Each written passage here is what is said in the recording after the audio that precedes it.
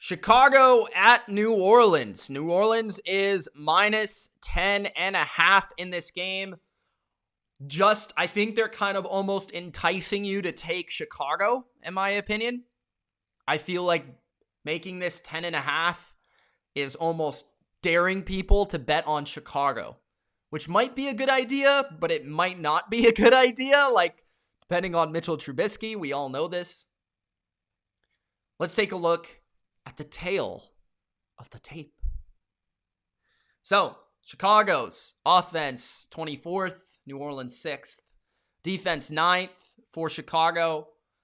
New Orleans 3rd. Really was great at the end of the season. 145-point differential. Meanwhile, Chicago 2-point differential. So New Orleans sweeps across the board. Better offense, better defense, better overall team this season. It would take a lot. That's why it's a 10.5 point spread.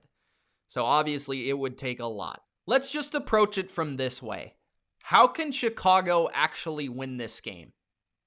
Right? Because it's the biggest spread of the week. It's even bigger than Tampa Bay and Washington, which I think is a little surprising, at least in my opinion. But it's even bigger than that game. So how can Chicago win this game? Let's just start with that.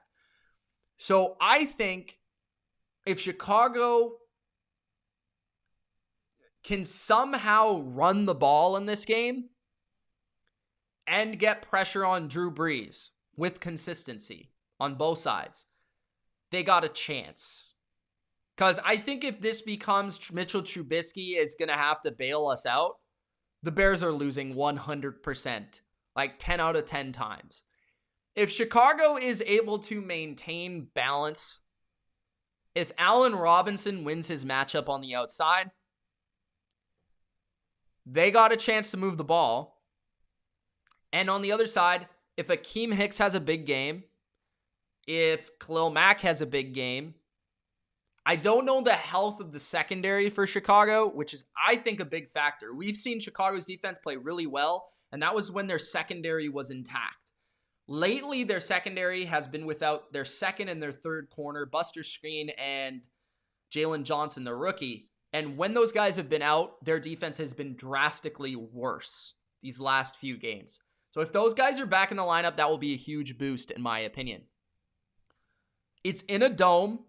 That helps Drew Brees, in my opinion. It actually helps both quarterbacks because I think Trubisky's also pretty prone to inaccuracies.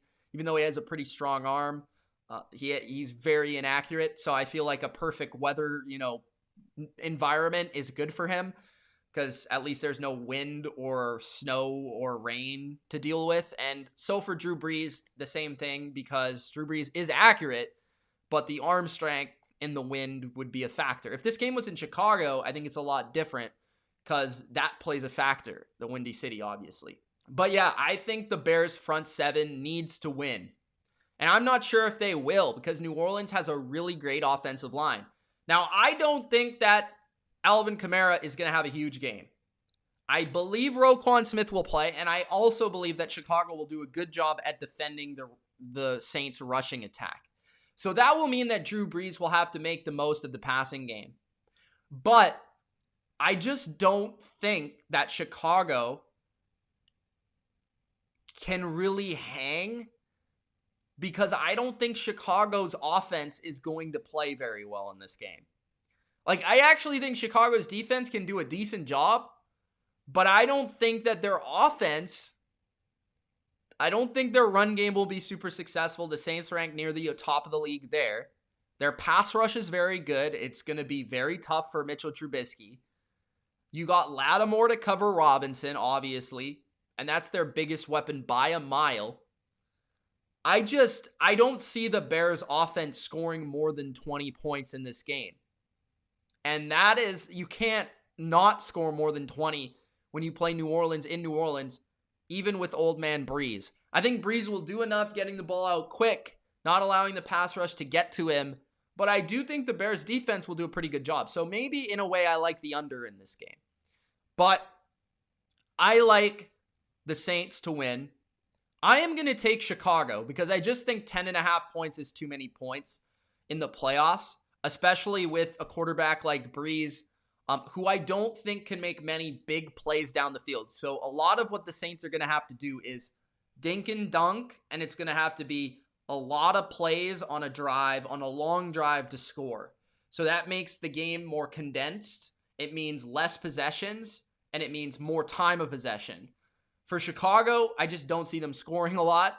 So I think it's going to be like 27-17, like 24-16, 23-17, maybe even like 24 to like 13. I don't know. Somewhere in that range. I'm willing to bet that Chicago keeps it close enough with the 10 and a half points. I also don't mind that it's a half a point. Maybe Vegas is suckering me into that. But overall, I don't trust the Saints to blow out the Bears, especially after what happened last year. I was very confident about the Saints versus the Vikings last year, and that was an utter disaster. So I'm not willing to take the Saints in a first playoff game by over double digits. I'm not having it. But I do believe the reason they win is because of their defense in this game and because Drew Brees makes good decisions, gets rid of the ball quickly, and they operate with Michael Thomas back in the lineup underneath the defense, picking apart their defense underneath, moving the football for long drives, and that allows the Saints to win this game. So that's my opinion on that game. I have New Orleans to win, and I think that's pretty close to a lock, but I have Chicago to cover.